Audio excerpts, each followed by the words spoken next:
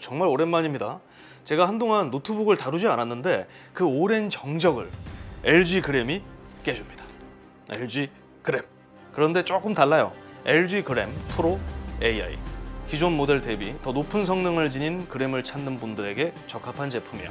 인텔 코어 울트라 7 255H 프로세서, 엔비디아 지포스 RTX 4050이 탑재됐습니다. 올해 초 출시된 모델이에요. 아주 따끈한 신제품이라고 말하기에는 무리가 있죠. 그런데 그런 제품을 왜 지금 가져왔느냐? 옥션 G마켓 9월 빅스마일 데이 프로모션 안내를 위함이요. 비싼 그램 더 저렴하게 구매할 수 있다면 이득이죠.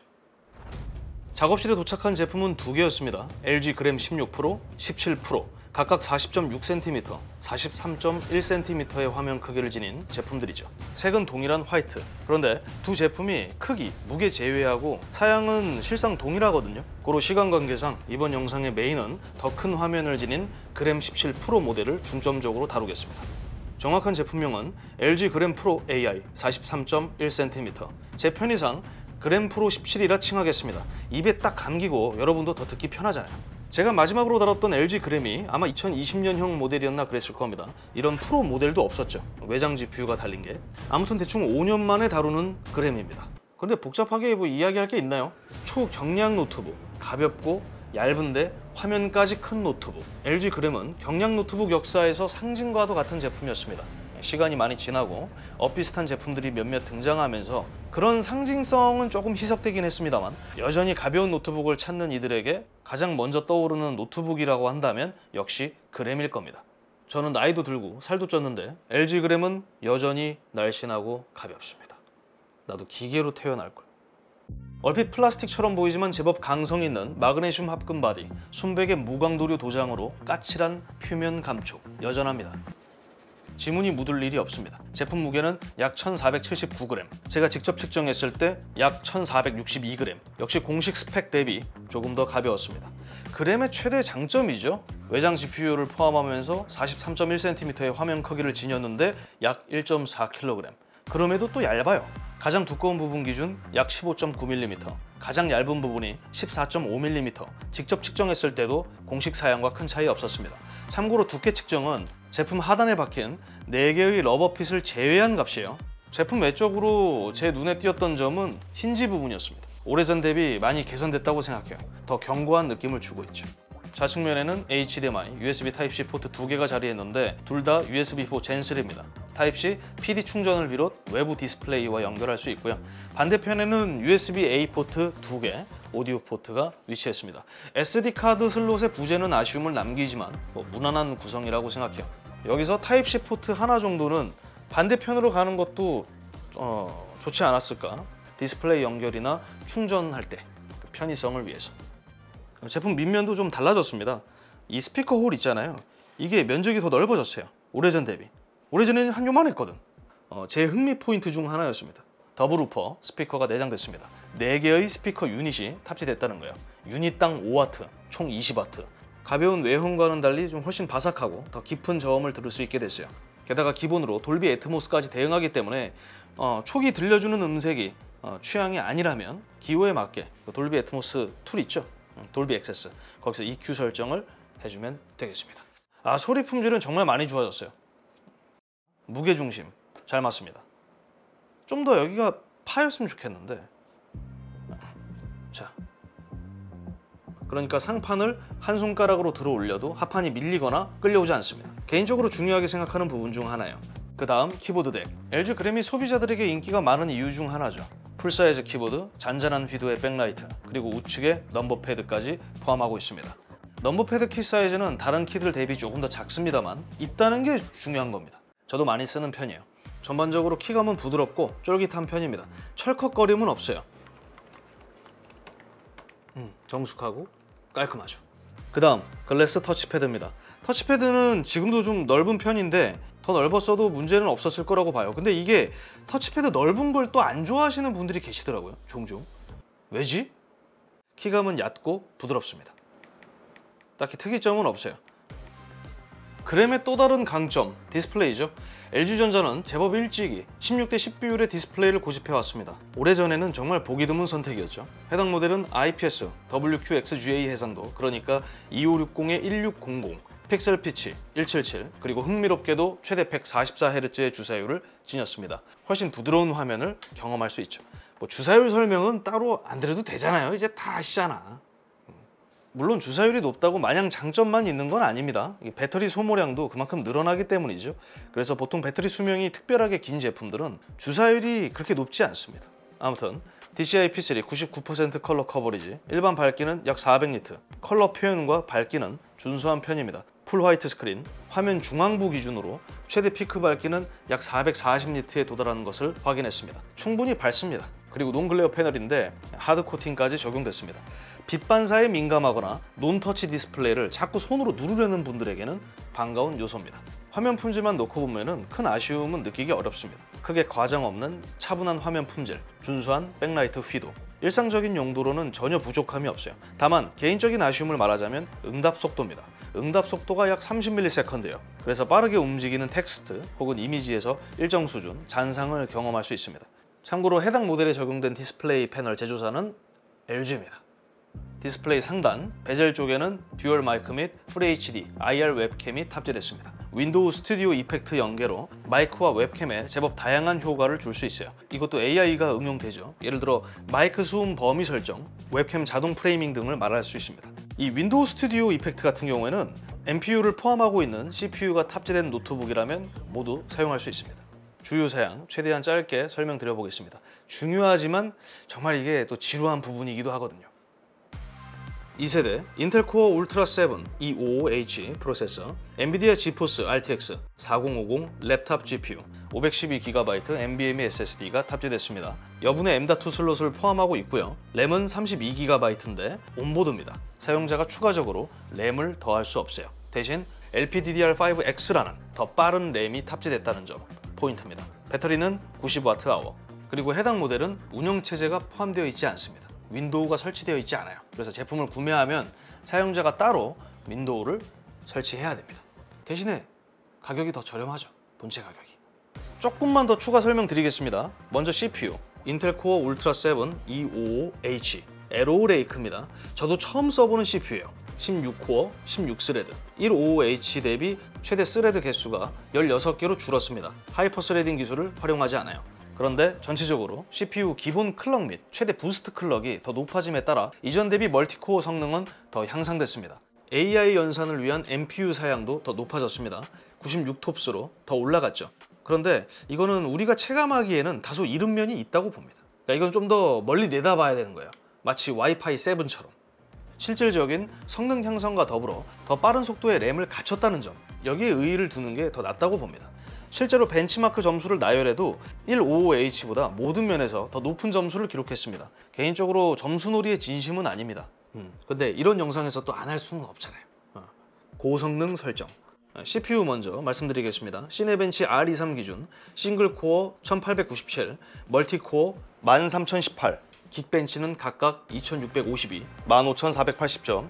이전 대비 드라마틱한 성능 향상이라 표현하긴 어렵지만 전반적으로 성능 향상이 이루어진 것은 맞습니다. 벤치 중 평균 온도는 평균 90도, 최고 온도는 약 104도, 뜨거운 편입니다. CPU 퍼포먼스 유지력은 게이밍 노트북 대비 떨어질 수밖에 없어요. 빠른 온도 상승으로 일정 수준 이상 시간이 지나면 스로틀링을 경험할 수밖에 없고요. 일시적으로 CPU 성능은 제한됩니다. 얇고 가벼운 그램 설계에는 그 한계가 있을 수밖에 없다고 봅니다. 일반적인 웹서핑, 문서 작업, 간단한 4K 영상 컷 편집, 요 정도는 무리 없이 수행할 수 있어요. 그 다음 포인트는 GPU입니다. 프로 모델을 구매하는 이유죠. 엔비디아 지포스 RTX 4050, TGP는 최대 65W. 역시 동일한 설정으로 측정했습니다.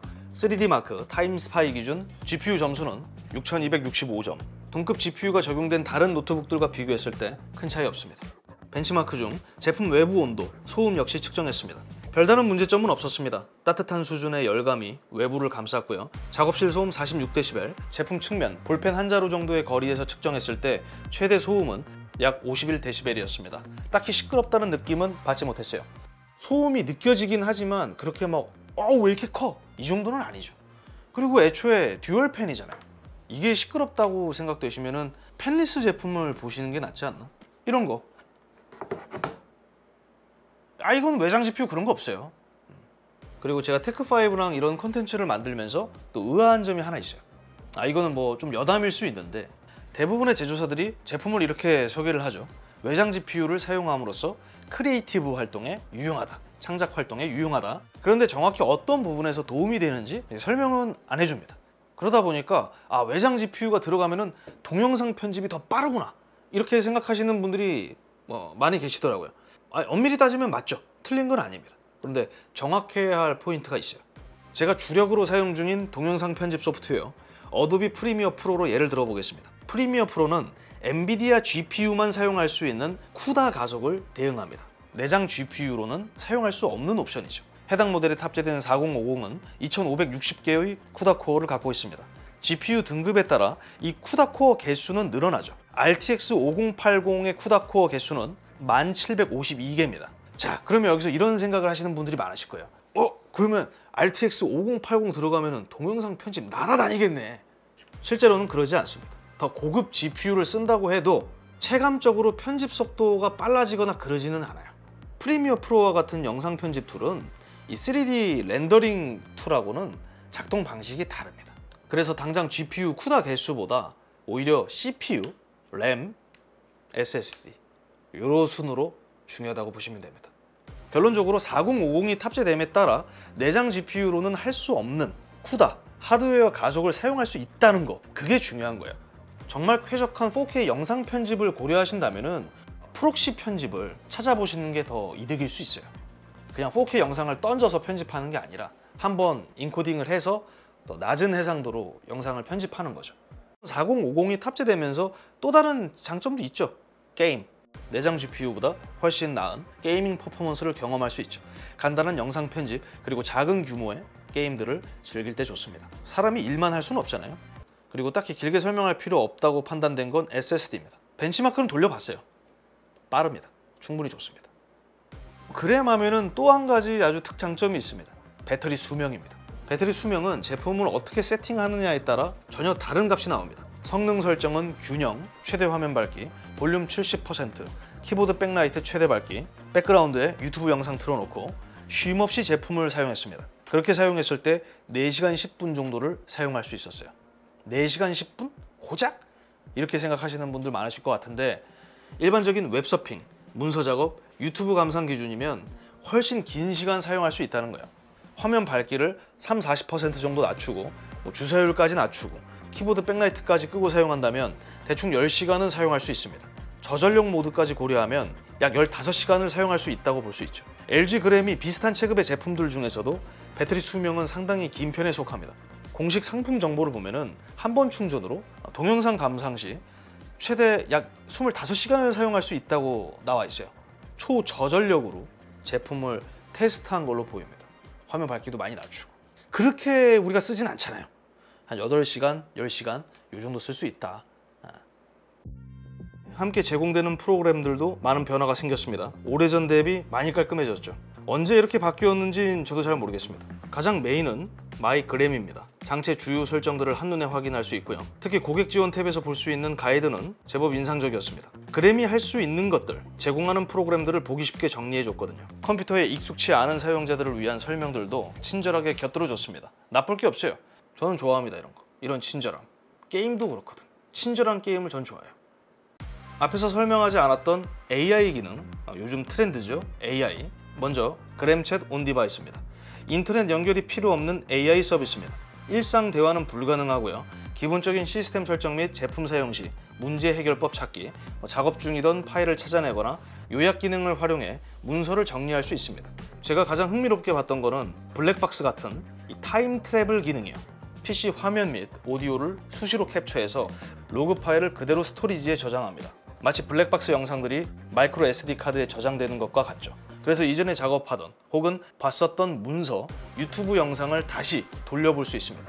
그저 되돌려보는 것뿐만 아니라 텍스트 및 URL을 다시 따와서 이어서 작업할 수 있어요. 유사한 소프트웨어가 있을 수는 있는데 저는 처음 써보거든요. 재밌었어요. 나는 필요 없다고 생각했는데 누군가에게는 이런 것들이 좀 유용하게 사용될 수도 있죠. 약간 제가 느끼기에는 고객센터 같은 느낌이 있어요. 클라우드 기반 AI 서비스도 있습니다. 그램챗 클라우드, GPT-4 5 기반입니다. 옴니. 이건 유료 서비스인데 당장 그램 구매 시 1년 이용권이 지급됩니다. 방금 전 온디바이스보다는 조금 더 자연스러운 대화가 가능합니다. 다만 여러분이 일반적으로 사용하고 있는 AI 서비스들에 비하면 그 깊이는 얕아요. 업무 보조 딱 그 정도로 보시면 됩니다. 구글 및 마이크로소프트 계정 연동, 캘린더, 메일 내용을 토대로 일정을 관리하거나 이메일 초안 작성, 읽지 않은 이메일 확인 등등의 기능을 지원합니다. 이번 주말 서울 데이트 코스 추천해줘, 친구에게 보낼 생일 축하 메시지 작성해줘, 본인이 정성껏 쓰는 게 좋지 않을까? 이번 주 작업한 드라이브 파일 목록 보여줘. 그렇게 다양한 기능을 수행하는 AI라는 느낌은 없었어요. 워크플로우 간소화에 초점을 둔 모델이라고 보기 때문에 어쨌든 이런 AI 기능들을 좀 손쉽게 액세스할 수 있다. 그게 저는 포인트라고 생각합니다. 그램은 여전합니다. 가볍고 얇은데 화면도 큽니다. 어떤 설명을 덧붙여도 이만한 세일즈 포인트가 없죠. 대안 없는 독보적인 제품이라 말하기에는 이제 무리가 있지만 초경량 노트북을 찾는 이들에게 여전히 몇 없는 훌륭한 대안이라 생각합니다. 언제 어디서나 부담 없이 가볍게 펼치고 작업하고 외장 GPU 탑재로 얻는 영상 편집 가속, 쉴 때 간단한 게임까지. 그리고 또 한 가지, LG 그램 프로는 뭐 아실만한 분들은 아실 수 있는데 엔비디아 지포스 RTX 5050이 탑재된 신형 모델이 지난 8월 출시됐었습니다. 그런데 처음에 말씀드렸잖아요. 4050 모델을 가져온 이유는 이번 9월에 시작되는 빅스마일 데이 프로모션 때문이다. 그런데 제가 프로모션 내용에 대해서 뭐 상세하게 전달받지 못했기 때문에 이거 아마 편집하면서 이미지나 이 더보기란으로 집어넣어야 될 것 같아요. 어쨌든 LG 그램 그리고 뭐 일부 울트라 기어 모니터들 포함해서 좀 더 합리적인 가격으로 판매될 예정이라고 하니까요. 여러분들 관심 있으시면 한번 살펴보시기 바라겠습니다. LG 그램 저는 충분히 좋은 제품이라고 생각합니다. 특히 경량화 제품이기 때문에 일부 단점들이 좀 많이 상쇄되는 감이 있죠. 이 가벼움과 얇기 때문에 이번 기회에 업어가시는 것도 나쁘지 않죠. 4050과 5050 분명한 차이는 있지만 5050이 들어간다 한들 여러분의 영상 편집 속도는 크게 달라지지 않습니다. 그 점 참고하시기 바랍니다.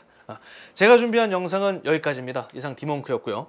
저는 다음 영상으로 찾아뵙도록 하겠습니다. 시청해 주셔서 고맙습니다. 메인으로 17형을 소개했지만 제가 내 돈 주고 산다면 16형을 살 것 같습니다. 뭐 따로 이걸 테스트해보거나 그러지는 않았는데 어쨌든 사양은 뭐 큰 차이가 없으니까 딱이에요. 물론 17형도 이게 옛날 17이 아니에요. 거의 옛날 15형 수준이에요. 크기가.